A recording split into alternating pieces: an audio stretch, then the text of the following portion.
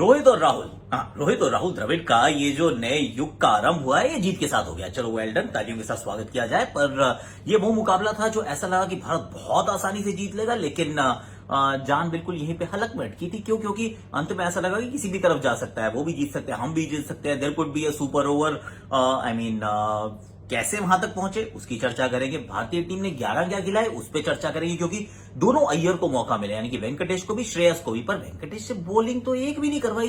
Toss जीत लिया था, match जीत लिया था, पर सामने वाली टीम ने तो खैर, to be very honest, you feel for them, क्योंकि अभी 14 तारीख को खेले आप वर्ल्ड कप का फाइनल, 17 तारीख को आप दूसरे देश के दूसरे शहर में जाके मुकाबला खेलते हैं। उन्होंने तो अपने मतलब मेन खिलाड़ियों को सबको विश्राम ही करा दिया, and they looked a little lacklustre. लेकिन उसके बावजूद I mean the match went down to the wire.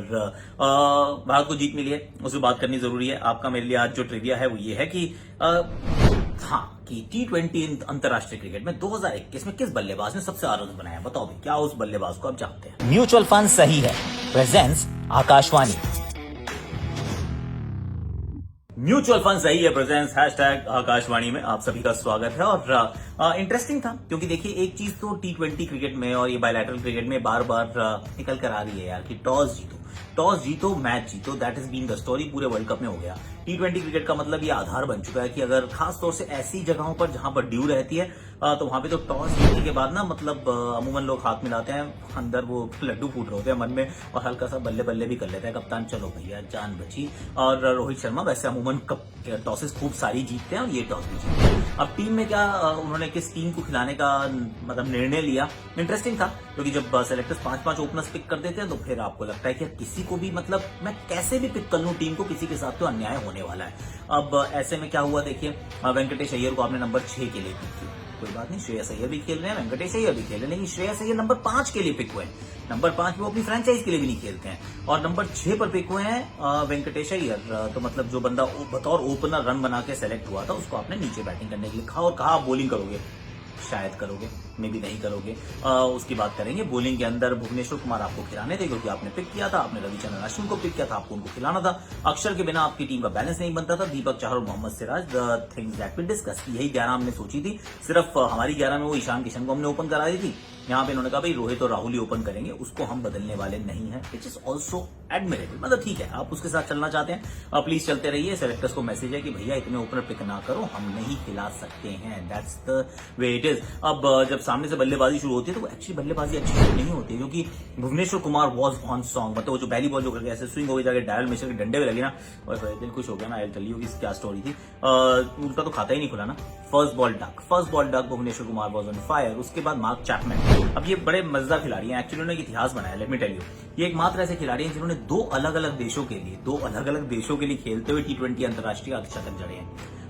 Chapman साहब ये हांगकांग के लिए खेला करते थे, ओमान के सामने काम किया उन्होंने, अब इन्होंने भारत के सामने भी कर दिया है, वेल डन। साथ में मार्टिन गप्टिल थे, और एक समय पे ऐसा लग रहा था कि बड़ा धीमा चल रहे हो यार, कहाँ जाओगे, मतलब don't you want to get to 180, क्योंकि जब ड्यू आने ही वाली है और ड्यू की बहुत चर्चा हो चुकी है, तो 180 तक पहुंचना जरूरी था, पर बैटिंग में नहीं थी गहराई।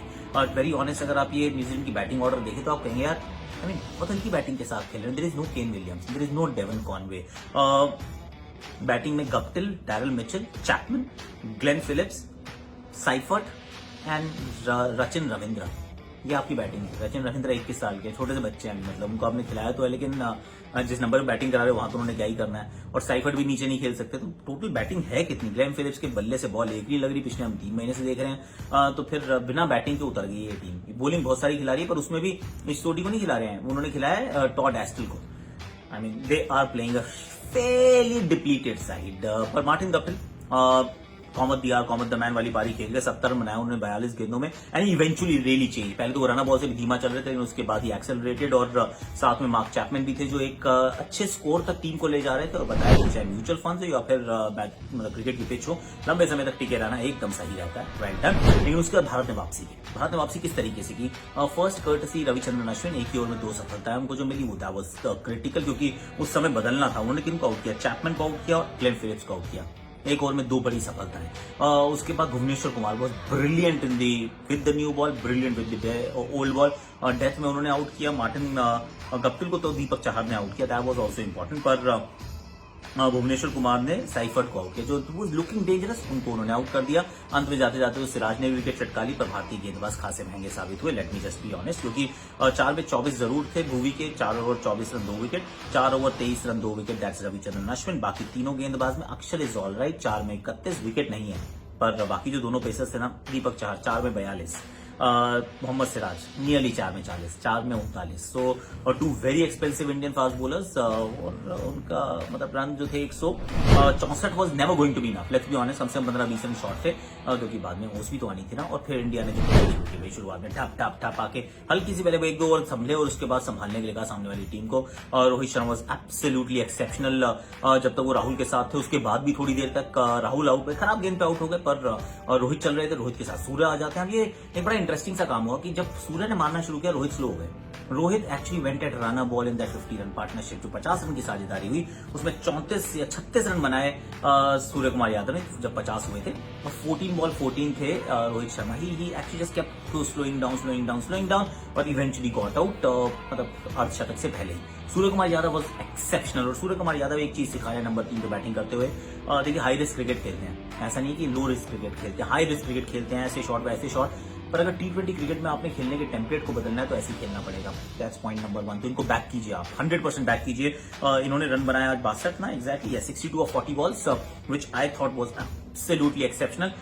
रोहित शर्मा जो 17 बॉल पे 35 में थे, 200 के स्ट्राइक रेट से, eventually got out at like 133 का strike rate, not bad, but he did slow down, क्योंकि सूर्य पिटाई कर रहे थे। लेकिन जब पंत आते हैं, Pant hasn't looked apart so far, मतलब he is been not struggling पर नॉट मतलब स्मैशिंग ईदर। 17 बॉल 17 रन है, उसमें भी एंड में एक चौका लगा था, जिसके चलते मैच जीता भारत, वरना जान यहीं पे थी।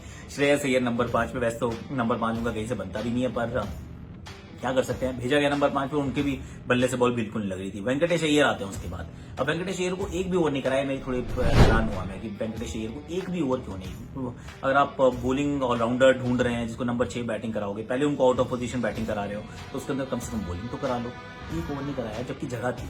ऐसा नहीं है कि दीपक चहर ने बड़ी किफायती बॉलिंग करी या सिराज ने किफायती बॉलिंग करी।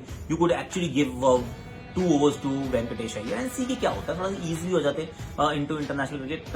रेयर होता है कि 5 गेंदबाजों के साथ आप 20 ओवर डाल दें। सामने वाली टीम ने भी एक्चुअली 5 गेंदबाजों के साथ 20 ओवर डाल दी थी, लेकिन वो जो आखिरी ओवर था, 20वां ओवर, वो डैरल मिचेल से कराया। So that was the 6th bowler. उसमें भी ना आखिरी के 3 ओवर में समझ में नहीं आ रहा था हो क्या रहा है। जैसे सूर्य कुमार यादव आउट हुए ना, गेम ऐसे एकदम से नीचे की तरफ गया। उसके बाद श्रेयस अय्यर 8 गेंदों में 5 run. Now the game is going down further. Venkatesh Iyer आए, 2 वाइड गेंदें हो गई, क्योंकि 2-3 आखिरी ओवर में जो वाइड डाल दी, और उसके चलते चलो एंड में जाके जो अंत भला सो पंत भला सो पंत भला सो अंत भला एंड ऑल ऑफ दैट, पर थोड़ी देर के लिए जान बिल्कुल यहीं पे अटकी थी। एनी हाउ जीत गई है भारतीय टीम। मैं थोड़ा सा हैरान इस बात से हूँ कि अय्यर को बॉलिंग नहीं कराई गई।